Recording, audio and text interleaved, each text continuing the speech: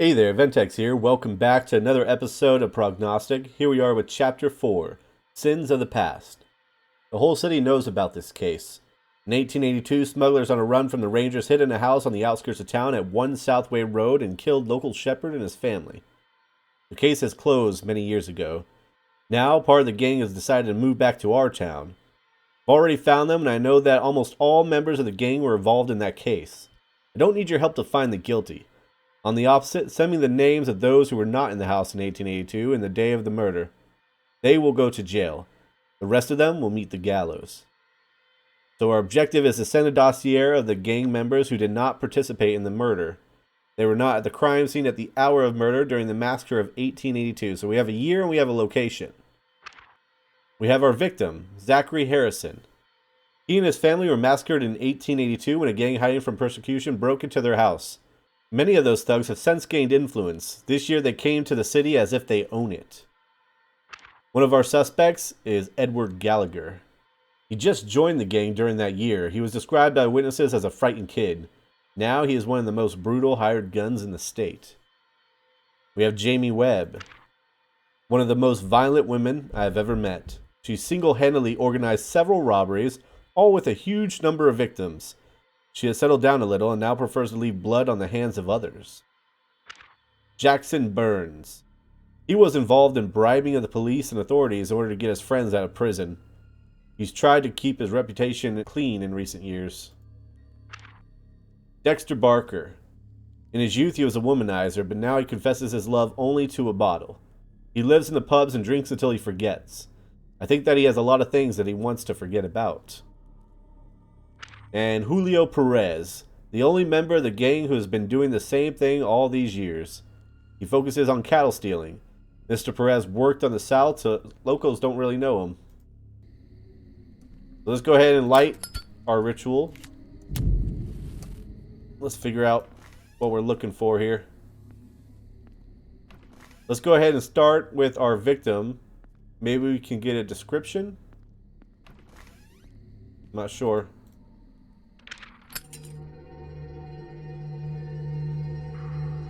This is pointing to the candle, so it's nothing. Rods are silent. So let me go ahead and get rid of that. Guess we can keep it lit. Why not? Is there any other rooms that are open? We have this right here. Put the victim on there. See what we can find based on this. We'll see the day. So all we have is a year, 1882. So we have Zachary. He was born in May 1858. May 29th. May 29th would be a Gemini. So the third letter of the name, or the first if the name has less than 3 letters. He has more than 3. So the third letter of the name. 2, 3, that'd be C. That would be 3. First it said put this on Gemini. Your rats. What is Gemini's symbol? It's a 2 looking symbol. Where is it? Right there. So we put the red arrow onto the third letter of the last name, or the first name, which would be 3. Right here. Third letter of the name, or the first if the name has 3 letters. The third letter is C. That's going to be 3. So blue, or red is C. Red is C. Or 3. Great. And next is, if there are more than 5 letters in the surname, then the key letter of the surname is the 5th one. There's more than 5, so the key letter is the 5th one. 1, 2, 3, 4, 5, that'd be I. I is 1. So the blue would be 1. So we got night. So the day is November. Or the month is November. Day is the 20th. Getting cold. You hear that? Whispers.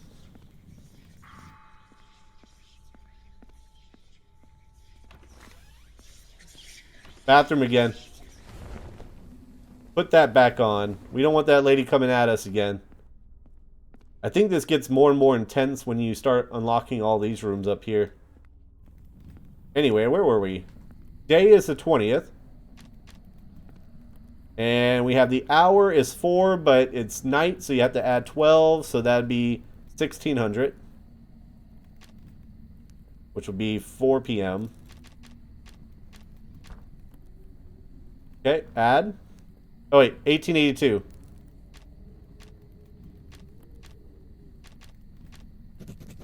We got it. Nice. So, November 20th at 4 p.m., 1882. Let's go ahead and put that in here, and then all we have to do is find the location of the people. And we should be good. Oh, went too far. So that would be 4 p.m. on November 20th at 1882. Oh, wrong way.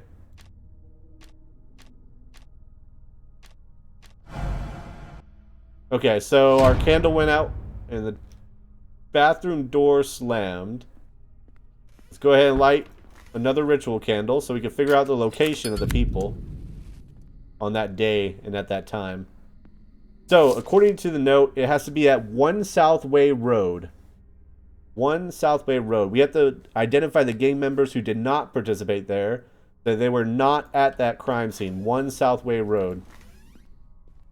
Let's start with Mr. Gallagher. Now, Mr. Gallagher, where were you on November 20th, 1882 at 4 p.m.? He was there. So he is not innocent. He is one of the murderers. Let's try Miss Webb. Where were you, Miss Webb? She was also there. She is also one of the murderers. What about you, Mr. Jackson? Were you there? He was not. Where were you located, Mr. Jackson? Up, down.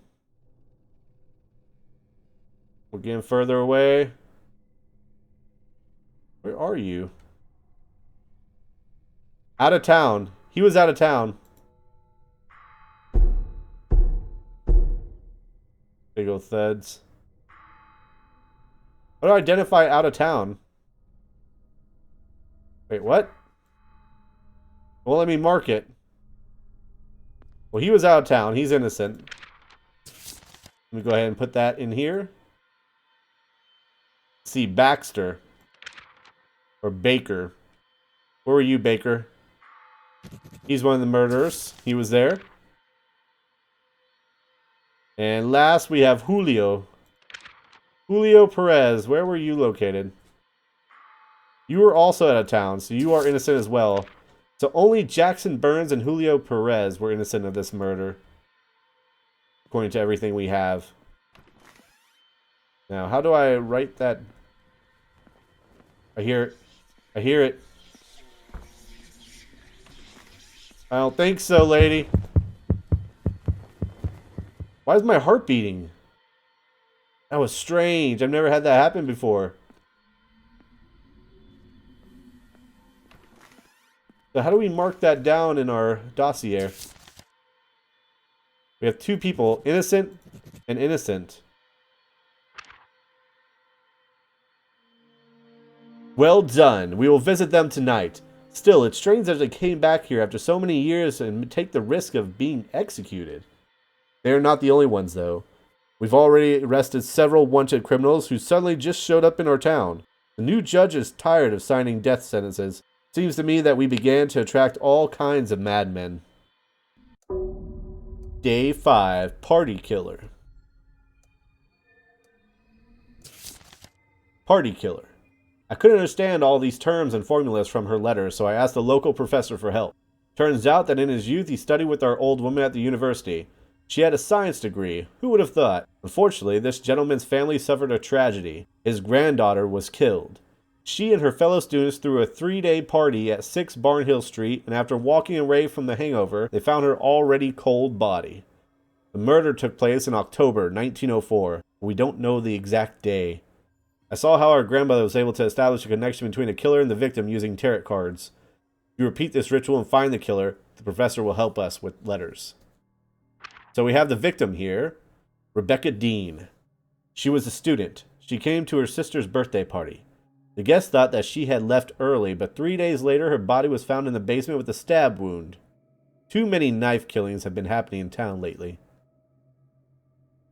We have Selena Dean. I barely managed to get her to talk. The girl was heartbroken. She adored her sister. And guess what? You have something in common. She is fond of fortune-telling. We have Jacob Dean. He was a brother of the victim and lived with her.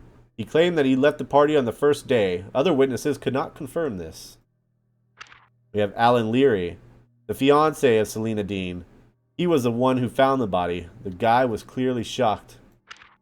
Then we have Victor Sanders, the victim's neighbor. Their families are in strained relation because of the ongoing dispute over the land borders. He himself claims that he had no problems with Rebecca. So now we're going to be able to use the tarot cards. Tarot cards will reveal the connection between the victim and his killer. They're located on the 2nd floor. Here we go. We going upstairs. Be right here where this card symbol is on the door. We have some other rooms in here. Oh, spooky. Light some of these candles.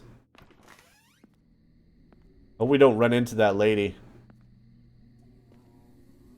Check this out. This is crazy looking. Bookcase. I'm trying to light these candles. Probably should have did that before I lit the ritual candle. But, oh well. C'est la vie. There's another mirror right there. There's a tarot card right there, too. I guess that's a huge room or something. Yeah.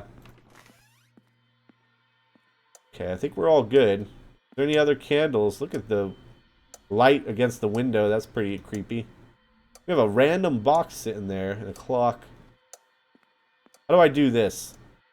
Make sure that the ritual candle is lit. Put the victim's dossier on the stand.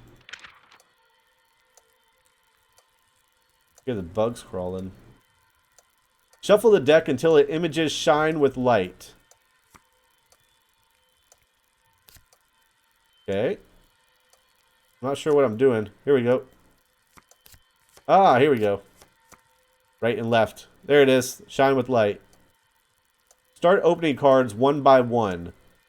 Watch out for the death card. If you see it, do not open further. Shuffle again and start from the beginning. Keep opening until you draw the justice. Open and memorize one final card after that. Find out the meaning of the card and mark the connection between the killer and the victim. So if we find the death card, do not open further. Which one is this? Hanged Man. What do we have here? Wheel of Fortune. Oh, that breathing. It's all around me. What do we have here? The Emperor. Death. What is this demonic whispering? I need it to stop. We have to shuffle now. We went too far. Till it glows. Here we are. We have justice. So one more after justice. There's a mirror.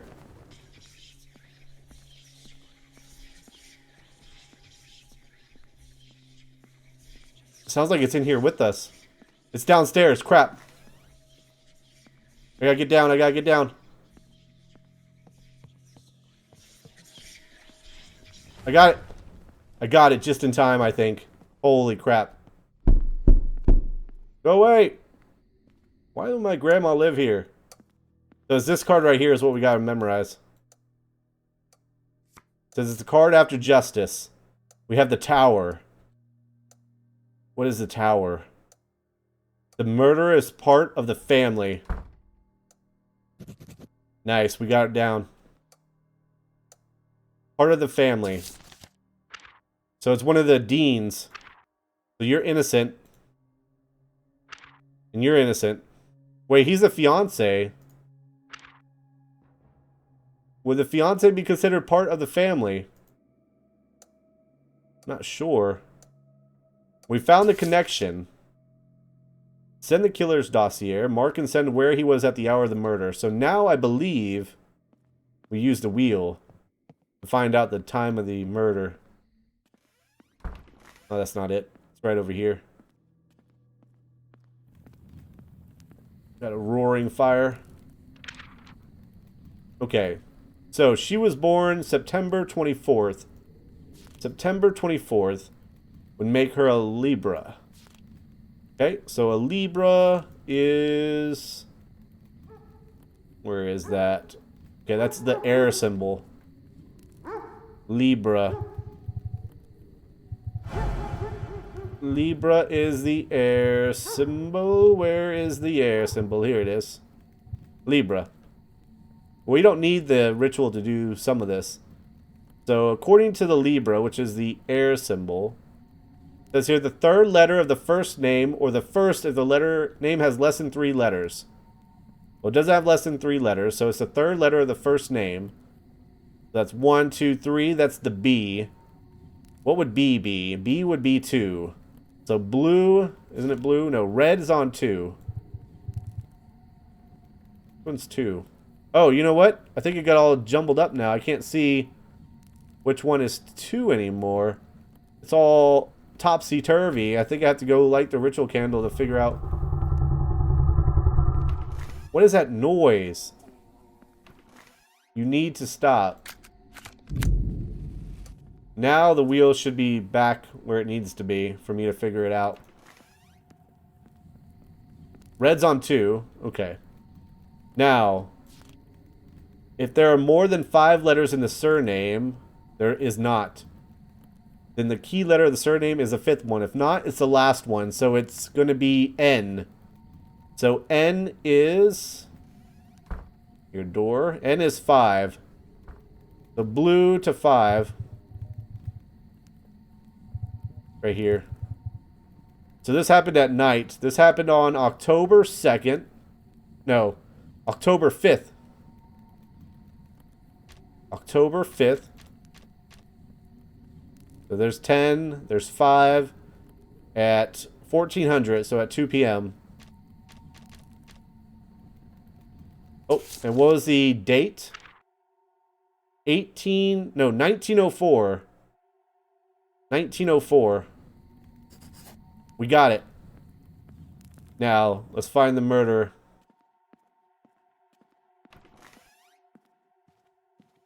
October 2nd. At 1400.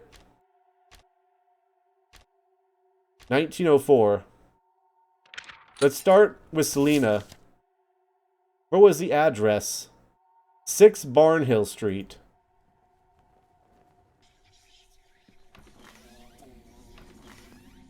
It's upstairs.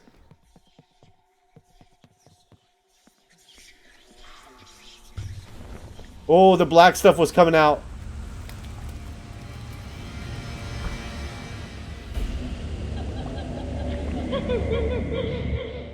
No, I sealed you.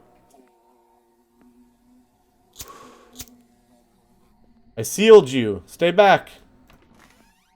Golly. That was so close. This game has so many spooky elements. I love it. Now, 6 Barnhill Street.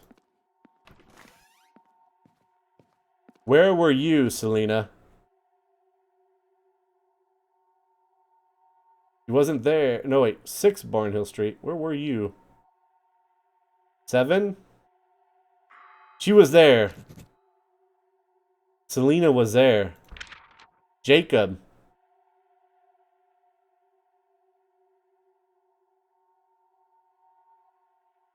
Maybe it was Selena then. Let's see where all of them were. He's here. He is innocent. Jacob is innocent.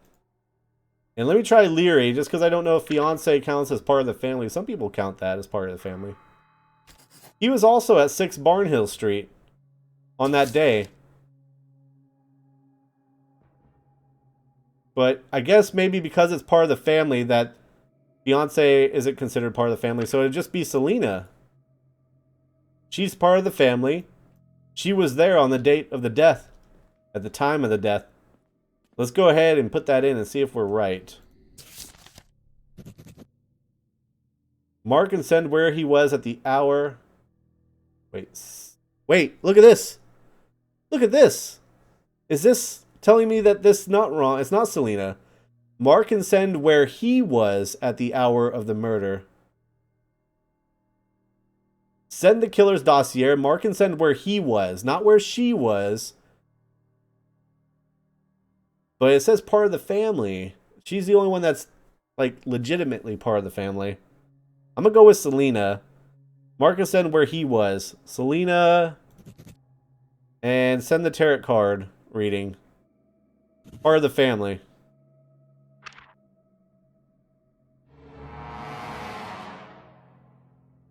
Okay, so... Wait, what? It wasn't October 2nd? I've just returned from a devastating conversation with the boss. Your letter didn't help us in any way, and now the father of the victim wants my blood. Let me see what I did wrong. Okay, my bad. The issue is I had it so that I put the second. I meant to put the 5th. That was just my mistake. Quick clerical error.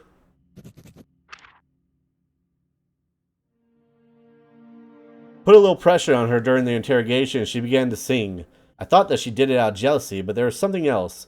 Only during the interrogation, she mentioned where she heard about the betrayal of her groom and her sister in a dream. This professor lost his second granddaughter. I personally came to arrest her, and yet he kept his word. During her university years, our grandma came up with an insane theory of what she called conscious transmission. This is the assumption that thoughts and feelings live in some kind of invisible field that can affect people. Judging by her last letters in recent years, she has come to the conclusion that even the thoughts of deceased people can emit these residual waves. If I didn't know that your fortune-telling works, I would have considered these records to be absolute nonsense. Maybe the professor's granddaughter heard something from beyond. Day 6. Street Justice. Street Justice. This time I sent you an example of a crime that no one wants to solve. One couple terrorized residents of a small neighborhood. They carried out armed robberies and intimidated witnesses after. The locals couldn't do anything about it because the girl's father is, let's say, is quite an influential person. It all ended badly. The couple was killed. Amelia at the end of 1903 near the house of 7 Gallagher Street. Lucas in September 1904 in a local shop at 4 Gallagher Street. Experts say that they were shot from the same revolver. The locals refused to testify. Maybe they deserved it, but if we don't arrest the culprit, they friends will come to the neighborhood and we will have a lot more victims on our hands. Objective. Send the killer's dossier. Send where he was at the hour of the first murder. Send where he was at the hour of the second murder. And send the result of the victim's tarot reading. One of our victims is Amelia Walker. She died in 1903, ambitious, bold, and petty. She was the one who chose the shops and businesses that she and her husband would rob. She called herself the queen of the town and behaved accordingly. She was killed first. 3 shots to the chest. Her own gun was in her hand. You must understand how much she was hated. The body lay on the street for several days until a patrolman found it. During this time, none of the neighbors or witnesses contacted the police. We also have Lucas Walker. He used to be a petty troublemaker, but under the guidance of the second half, he began to act much more wisely. Not a single accusation against them ever reached court due to the lack of evidence, and a little help from the girl's father. When we reported that we could not find the killer, he flew into a rage. One evening, visitors at the bar heard him say that the locals would regret about what they did, and that he already stocked himself up with guns. His body was found the next day. One of our suspects is Harper Marsh. During the night, she works as a waitress in a local bar. She was one of the few friends of Amelia Walker. They had a quarrel after Amelia became jealous of her boyfriend. We have Evie May, the owner of a barber shop. She claimed that she was robbed by Lucas Walker last year after a quarrel with his wife. There were no witnesses to this, so police could not do anything.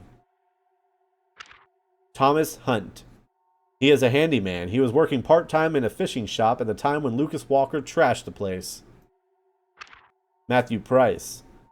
Primary school teacher. We don't know what caused the conflict, but in police archives, there's a statement from Mr. Price that a month before his death, Lucas ambushed him at the door of the house and beat him up. And Jerry Hancock. Janitor, moonlights as a cleaner in several shops. Several witnesses saw him quarreling with the Walkers, but the reason for the quarrel remains unknown. So, let's go ahead and light our ritual candle and get to work. So first, let's go ahead and do the tarot card reading. Now that we know how to do that, it should go fairly quickly. Start with Amelia. Here we go. Oh, I didn't go all the way up. We have the Hermit. We have the Hierophant. We have the Tower. We need justice or death before we stop. Hanged Man. We have the Star. Temperance. Jeez, this deck just keeps going, huh? Justice. So it's this next one. We have Judgment. Which one would be Judgment? Judgment. The murderer seeks justice. Can I use the other one? Won't let me take it off. Oh, maybe I have to reshuffle. There's a lot of cards to go through. Come on. There we are. Now, Lucas.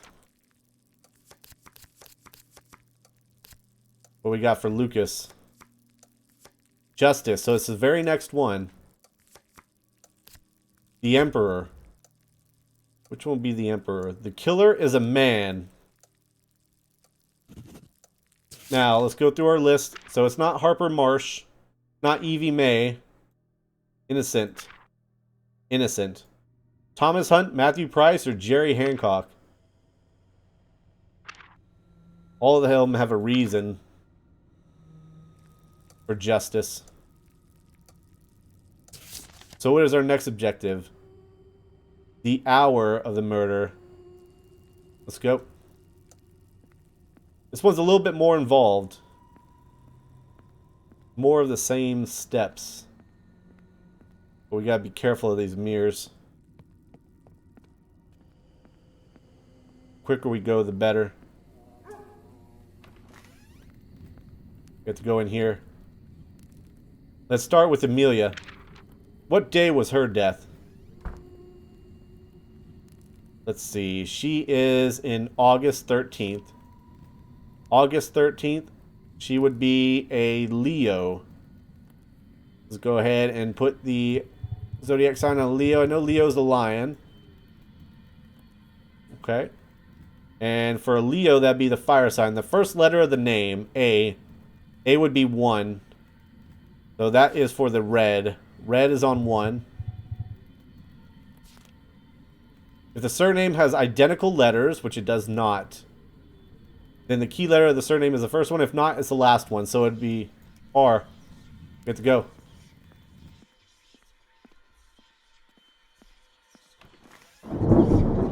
Back here. Close it. Oh, I'm so glad we got it right. Can you imagine if it was upstairs?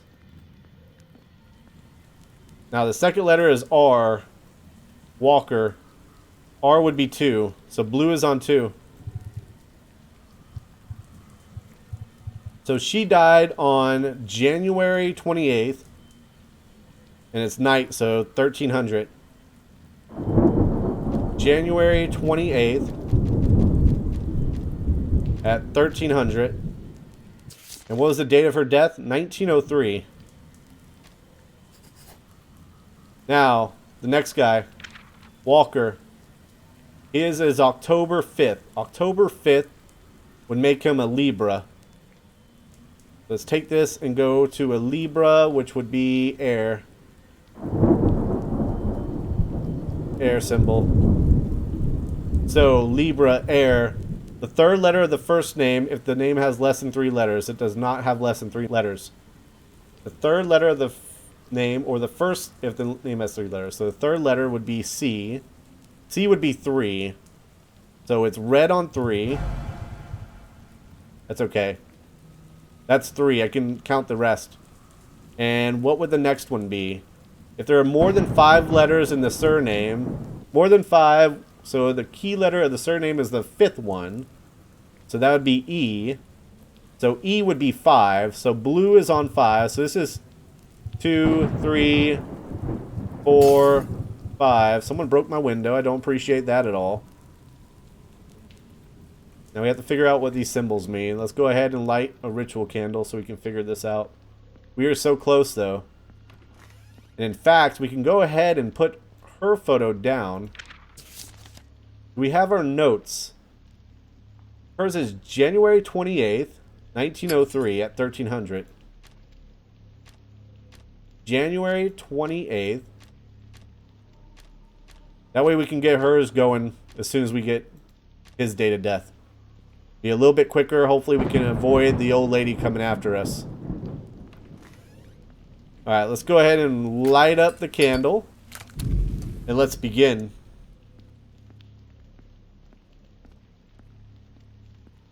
So let's get his... Oh, I hate that torture sound. It should be on 5. Yeah, it should be on 5. Walker, E5. So his date of death is September 6th. And it is at 1800. 6 p.m. 1904. Wait, that's not right? Isn't that 9? Yeah, 9 is 6. September 6th. Oh, that's at 8. My bad. 8 and 12 is 2000. 8 a.m. 8 p.m. There it is. I was looking at the 6 again. Alright, let's figure out where her killer was. It's upstairs. No. I did it. I did it. I did it. Stay back, lady. Oh my gosh. Okay, let's figure out her killer. So hers was at 7 Gallagher Street. 7 Gallagher Street. Where was this guy? He was at 12. What about Matthew? Matthew was at 7. And what about Mr. Hancock? Hancock was also at 7. So it could be either Hancock or Matthew. Now let's try the other one. What was his date of death? September 6, 1904 at 2000. September 6, 1904 at 2000. And his was at 4 Gallagher Street. 4 Gallagher Street. So Jerry Hancock was there. Matthew Price. He was over here. So we figured it out. Oh, no. Damn, that got me. I was not expecting that. Well, we figured it out. So the killer is right here, Mr. Jerry Hancock. Then where he was at the hour of the first murder. Hour of the first murder, he was here. And where he was at the hour of the second murder, here. Send the result of the victim's tarot reading. Is both of these? What do you mean, is both of these? How do I put both of them in? Send the result of the victim's tarot reading. There's two victims. They're both there. He's the killer. He was there at the first murder right here. Second murder right here. And send the result of the victim's tarot reading. Okay, there's two victims though. I got both of their tarot readings. Why don't I have two? I'm just gonna go with murderer seeks justice. Okay, so it was the murderer is a man. So give me 1 second to get to that. I thought it had two tarot readings. Apparently there's just one. So give me 1 sec. Okay. Everything just turned red when I was about to do this. I'm not sure what this means.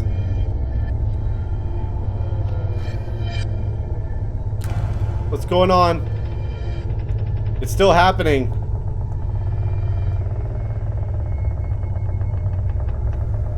I was just doing it real quickly so I can cut and get back to it, but then this started happening. The heck was that? Okay, I'll get back to once I have it all plugged in. Give me 1 second. Alright, so we're here. Let's go ahead and put Mr. Hancock in there. We'll go ahead and put the first murder where he was, the second murder where he was, and then the killer is a man. There we go. A murder weapon was found in Mr. Hancock's house. I believe that he did not act alone, but he refuses to name any accomplices. During the interrogation, he almost immediately confessed and said that he was haunted by thoughts of the murder. This thought didn't end even with the death of the Walkers. Now he dreams about other murders. This cannot be a coincidence. All killers mention strange dreams and voices. It seems that among the dead hides the one who can control the living. It's good that there is one among us who is able to control the dead. It is you who can control them and not vice versa, right? Day 7. Rags to riches. We're going to go ahead and end the episode there. I hope you guys enjoyed another episode of Prognostic. If you did, hit that like button, subscribe to the channel. Check out the Twitter and Discord down in the description. I'll see you guys next time.